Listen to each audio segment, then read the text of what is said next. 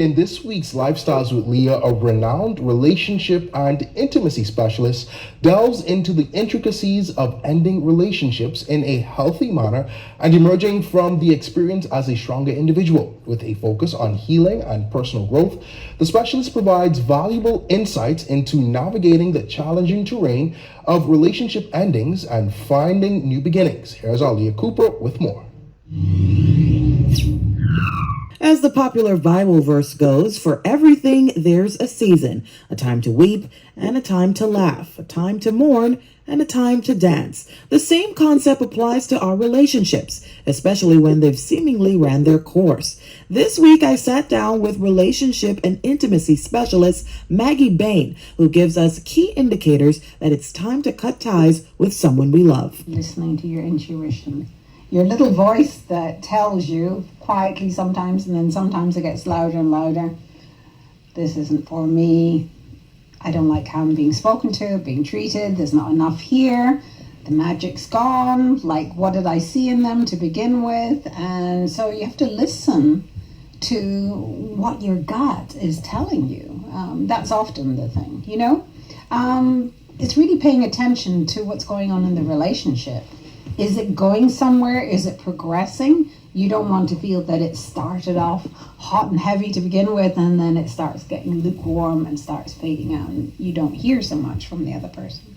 So all those things can contribute. We also live in a day and age where everything's available to us at just a click of a button. And in some cases, we can end relationships similarly with the block button. But Bain gives healthier options. Whew, that block button is just, that's cold, isn't it? It's just like, and people years ago used to say text or email or whatever it was bad enough. You know, that if we're going to do it the healthy way, let's do it face to face. Let's talk. The best way is when there's a kind of mutual sense that we're not really going anywhere and things have faded out, or for whatever reason.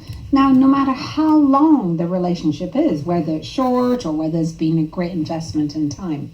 So when you get that mutual understanding, then there's no loose ends. There's no, I need answers to this kind of thing. She does, however, advise that you should be mindful of individuals that purposely leave those loose ends uncut. As quickly as it is to block, it's very quick to unblock. Oh, well, I'll just check on them every now and then. So you get these random texts from somebody that you haven't heard from maybe a year or something like that.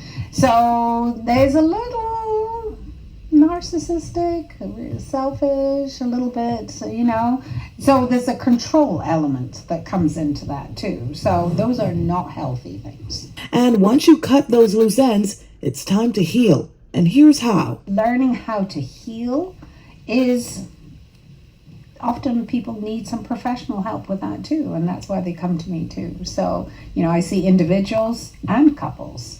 So it is really important. I have people who have come to me with a completely broken heart. It's affecting their work. They can't sleep, they can't eat, and they're depressed. And so we do the work. I think you and I have talked about this before, that using the word therapy or counseling or coaching, whatever is palatable for you. What, you know, I try, you know, you see how easy it is to sit down and talk.